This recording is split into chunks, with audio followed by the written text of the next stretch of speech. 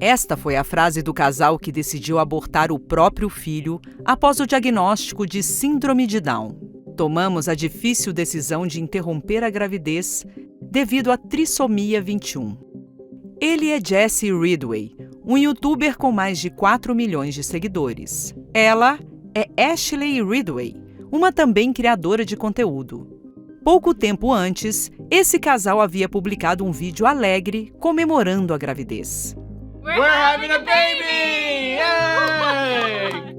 A postagem sobre a decisão do aborto foi visualizada dezenas de milhões de vezes, gerando um debate intenso sobre o valor da vida de pessoas com síndrome de Down, ética e a exposição da intimidade na internet. We're two perfectly normal people.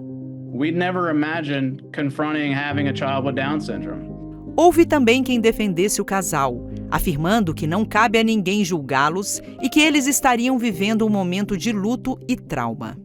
Mas afinal, por que a exposição pública de um aborto motivado exclusivamente por síndrome de Down gerou tanta repercussão? É isso que você vai descobrir agora neste vídeo da Brasil Paralelo. Esta semana, minha esposa e eu tomamos a decisão extremamente difícil de interromper a gravidez devido à trissomia 21. A escolha não foi feita de forma leviana. Ela passou pelo procedimento no início desta semana e está se recuperando. Felizmente, tudo correu sem problemas, mas emocionalmente estamos exaustos.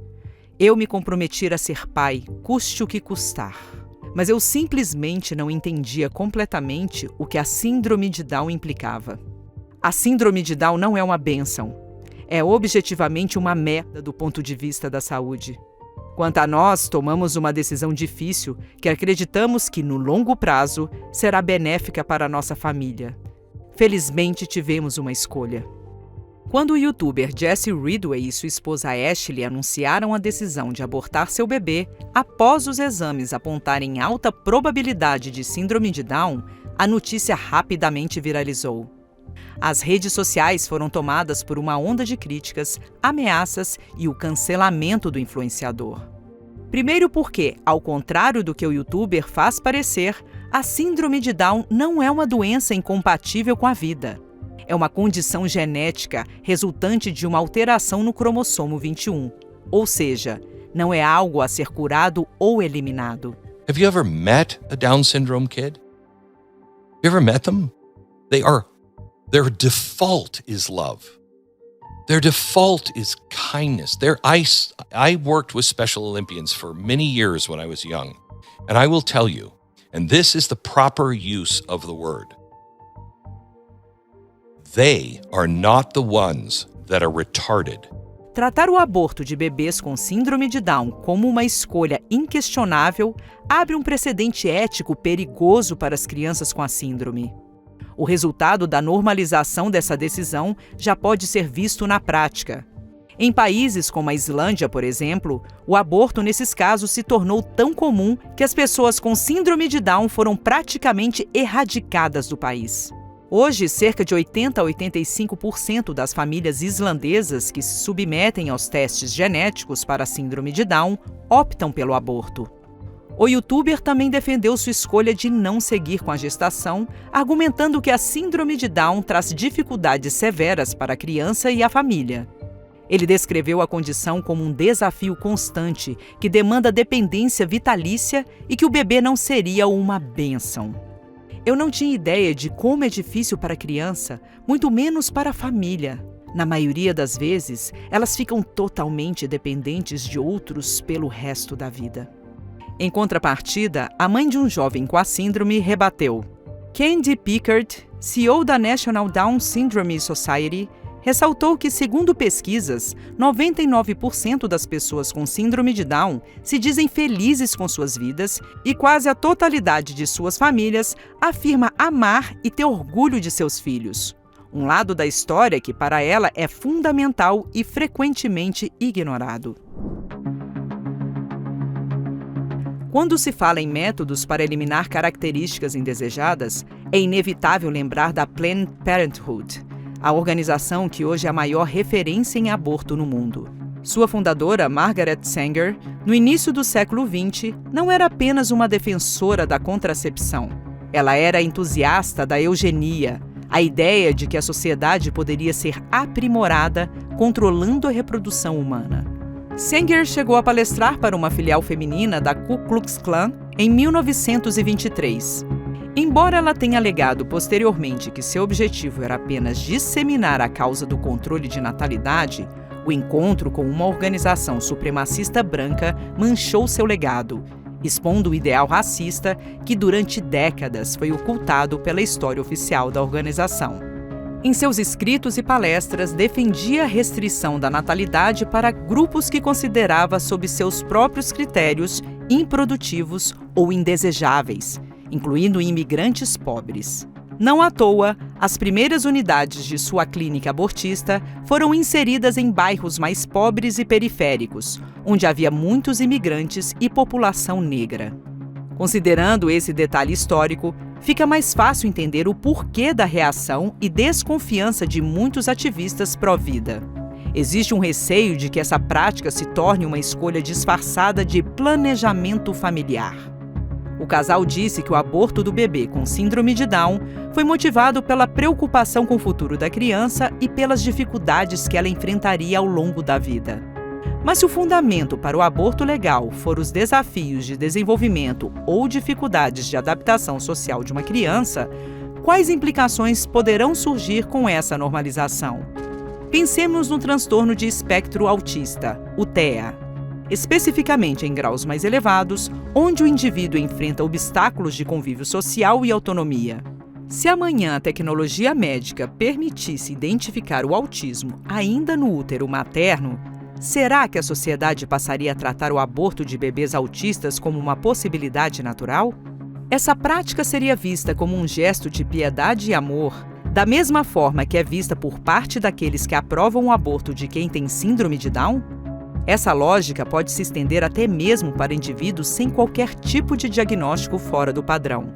Nascidos em regiões pobres, nascidos de pais problemáticos por N motivos, nascidos em períodos difíceis do mundo, seja por guerra ou economia. Há sempre como criar motivos para que alguém não precise nascer.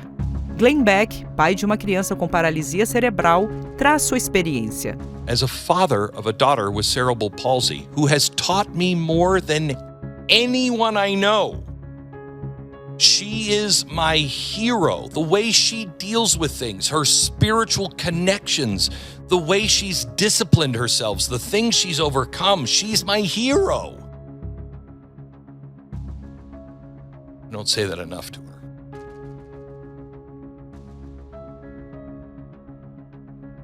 We were standing in Auschwitz. And there's this room in Auschwitz where they take all of the things from disabled people. And it was all in one pile. It was crutches, it was legs, it was wheelchairs, it was anything, arms, fake arms, whatever. And she stood there with me and she got really quiet. I had to back up. I had to go actually stand by a window. It was so overwhelming for me because watching her look at that, and I could see her thinking it through. And she turned around and she came up to me and she said, "Dad, they would have killed me, wouldn't they?"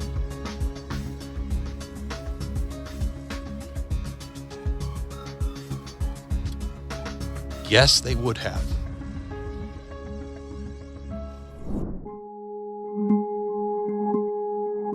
Hoje, o Código Penal brasileiro permite o aborto em 3 cenários principais. São eles: risco de morte para gestante, gravidez resultante de estupro e, desde a decisão do STF em 2012, em casos de anencefalia fetal.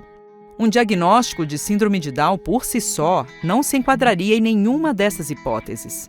A legislação brasileira não prevê o aborto baseado em condições genéticas do feto. Por isso, casos que envolvem essa motivação muitas vezes levam a processos judiciais complexos, onde o judiciário precisa decidir se autoriza ou não o procedimento, uma vez que não há uma permissão legal baseada apenas no diagnóstico. Ao expor uma decisão baseada puramente no diagnóstico, o casal de influenciadores pode ter acabado por reforçar que a síndrome de Down é uma condição incompatível com a vida. E a história de Margaret Sanger, fundadora do Planned Parenthood, nos lembra que a ciência sem consciência pode justificar a eugenia. Mas afinal, quem define qual grau de dificuldade torna uma vida indigna de ser vivida? Se você quiser entender a fundo o que está em jogo quando falamos de aborto, precisa assistir ao documentário 2 Vidas do que estamos falando quando falamos de aborto. Justamente por entendermos a importância desse tema, resolvemos disponibilizar o documentário de graça aqui no canal. É isso mesmo, você não vai precisar pagar nada para assistir. E se você acha importante que nós continuemos fazendo esse trabalho, considere assinar a BP pelo QR Code que está aparecendo aqui na tela. Temos planos diversos e formas de pagamentos variadas. Basta escolher a melhor opção para você. Não recebemos um centavo de dinheiro público e tudo que produzimos só é possível graças aos membros assinantes que depositam essa confiança em nós. Fique agora com um trechinho do documentário 2 Vidas. E para assistir ao documentário completo, basta clicar no link da descrição. A vida de cada indivíduo é uma história que merece ser contada, protegida e valorizada. Nós contamos com você. Muito obrigada por assistir e até breve. Chiara foi uma jovem italiana que abraçou a missão de ser mãe. Nas 3 vezes em que engravidou, ela teve que se doar de maneiras que jamais imaginou. Durante sua primeira gestação, os exames apontaram que sua filha nasceria com anencefalia. Os médicos recomendaram o aborto, mas Chiara e seu marido decidiram levar a gravidez até o fim. E Maria è nata. Nel momento in cui l'ho vista, so che è stato un momento che non dimenticherò mai. Maria Grazia Letícia viveu apenas meia hora após o parto. Quello che posso dirvi è che quella mezz'ora non mi è sembrata affatto poco. È stata una mezz'ora indimenticabile.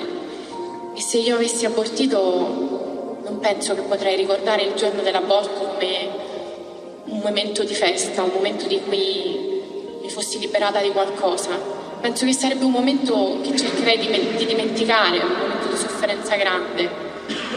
Il giorno della nascita di Maria invece potrò ricordarlo sempre come uno dei più belli della mia vita. Em sua segunda gravidez, foi descoberto que seu filho, David Giovanni, sofria de má formação e nasceria sem as pernas. A criança também viveu poucas horas. Mesmo com a tristeza de ter perdido 2 filhos, o casal não se deixou abater. Chiara acreditava no profundo valor da vida que ela carregou por 2 vezes em seu ventre. Quello che voglio dire alle mamme che hanno perso dei bambini è che io voglio dirgli, noi siamo state mamme, abbiamo avuto questo dono. Non conta il tempo, se 1 mese, 2 mesi, poche ore. Conta il fatto che noi abbiamo avuto questo dono. E non è una cosa che si può dimenticare. Foi com grande alegria que ela descobriu sua terceira gravidez. Durante os exames, nenhuma complicação foi detectada e tudo indicava que Francesco Petrillo nasceria bem. A notícia ruim veio quando Chiara foi diagnosticada com câncer. Todos os médicos afirmavam que ela teria que se submeter a um longo tratamento para curar a doença, porém esse tratamento colocaria em risco a vida de Francesco. A maioria das pessoas aconselhou Chiara a fazer o tratamento, mas ela só via uma única opção: priorizar a vida de seu filho. Em 30 de maio de 2011, Francesco nasceu.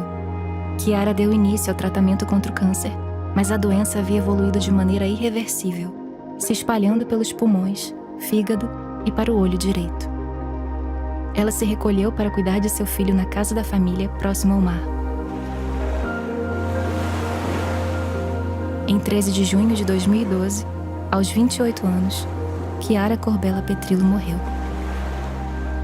Seu exemplo de fé inabalável comove, até hoje, todos que conhecem sua história, e sua carta, deixada para o pequeno Francesco, revela o quão transcendente o amor de uma mãe pode ser. Vou ao céu para cuidar de Maria e David. Você fica aqui com papai. De lá, eu rezarei por vocês. Meu filho, você é especial e tem uma grande missão. O Senhor o escolheu, e eu lhe mostrarei o caminho a seguir, se você abrir seu coração. Confie em mim. Vale a pena, mamãe.